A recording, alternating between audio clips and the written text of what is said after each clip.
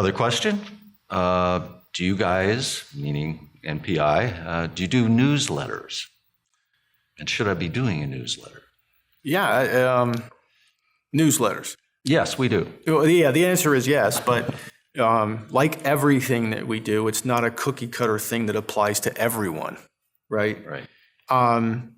Most dental practices have an electronic system like a smile reminder, a demand force, a Lighthouse PLC, one of those, or some variant of those, which is designed to electronically scoop the patients you need to internally promote your practice to and send them something from their library.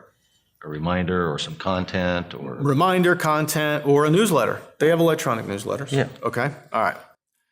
The reality is that about 30% of the dental databases have emails. 70% of those patients don't have email addresses in there. Right. Okay. So the answer is yes, we do newsletters. They are printed newsletters. They are quarterly, or as close to quarterly. It's according to a schedule. The schedule was built around statistical analysis of what the best months were to deploy to your existing patient base. Right. Okay? These go to your existing patient base. They don't go to strangers. They don't go to strangers. Okay? We got all kinds of solutions for strangers. Okay? But there's special solutions for your own patients. Deployment is January, March, June, October. Those are the highest statistical response months for internal communication to your own patient base. Right. And you might say, well, why don't I do it 12 months of the year? Because your own patients will tune you out. Right. The most you want to do it is 4 times a year. Yeah. Okay?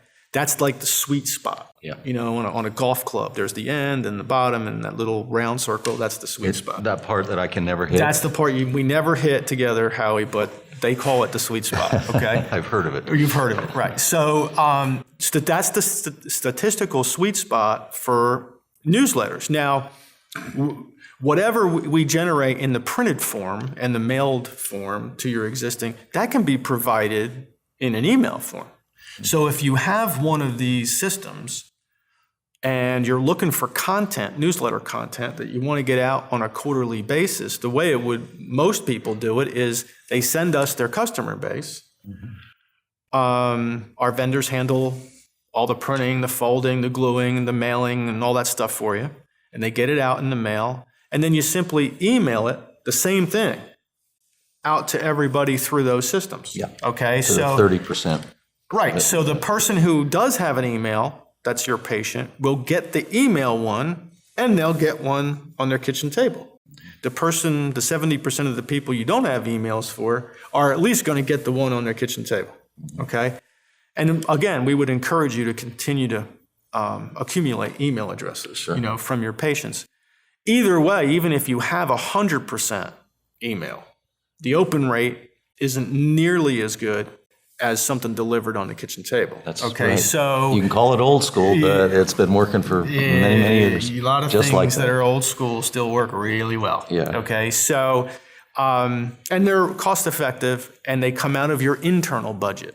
Right. They're not external. That's your internal promotion. So it's very cost effective. It's a great way to update once a quarter all of your patients and these are all customized. There's areas within them that are customized. You provide the news of the practice, news that the doctor just finished the CE course. And can now do XYZ right. treatment. Sharon had her baby. She was 7 pounds, 13 ounces, and she and your assistant Sharon. Anyway, so they're very personal to the office, but you leverage the volume of printing and the volume of planning, and it's very effective. It's effective for top-of-mind awareness. It definitely increases referrals. It increases production from within your own existing patient base, because out of those 3,000 you just sent, 20% of them are overdue for recare. So you'll be amazed at how your phone rings after you send them out and you remind them, not specifically, but they are reminded when they receive these. So definitely works, and yes, we do.